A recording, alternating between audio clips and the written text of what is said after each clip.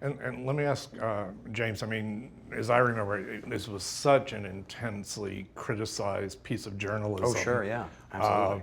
I mean, are you prepared now when you put the movie out there for a repeat of that kind of criticism? What do you anticipate? Oh, I'm sure that no one will have any problem with it. I'm not aware of. Was there a problem when the story ran? I mean, how is it controversial? Is it how it controversial? I really should have read up more on this.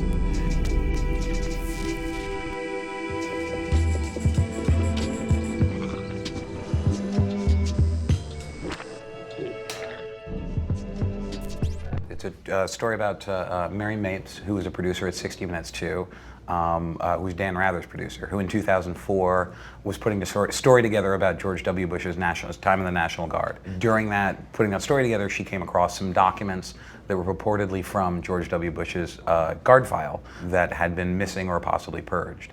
And so she ran the story, she ran them with the documents, and then the story kind of blew up in their face. And so it's about putting the story together and then the fallout that comes out of that. You got him? Mm-hmm. Stashed in a hotel 2 blocks up. Let's go.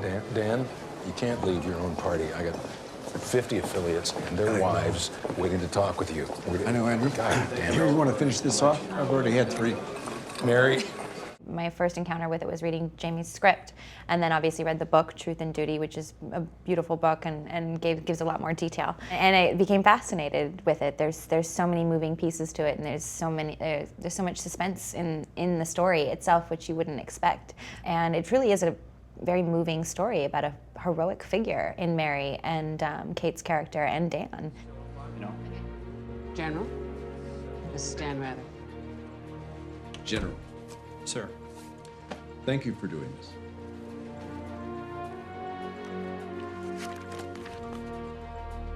Let's start from the beginning. I wrote something years ago that he was going to direct, and so I knew him a little bit. And so when I wrote the script, I always had him in mind for Dan, and my thinking was always kind of like, they both share this quality of having been in our lives and such a part of our lives for so long.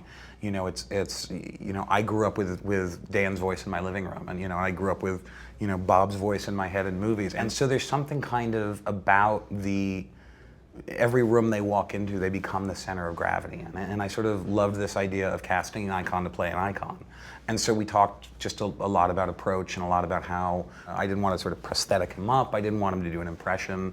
We just did some coloring in the hair, and he did a little lilt in the voice because Dan has such a sort of a great Texas growl to him. And then, let him play the character. The same way, with Elisabeth, it was, to play the character as opposed to doing an impression of the real person. Mm-hmm. And how about some of the other figures at CBS? Have you shown it to Les Moonves yet? No, I haven't. We don't. Just take it to his house. We don't text. I don't, yeah. no, I mean, yeah. Should just go by on a Sunday. Yeah, absolutely. I have a DVD for you. Yeah. I'm sure he'll be really Absolutely. open to that.